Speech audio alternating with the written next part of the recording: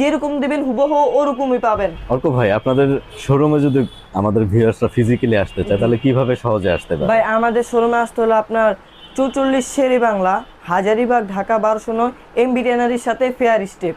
Fair step. G.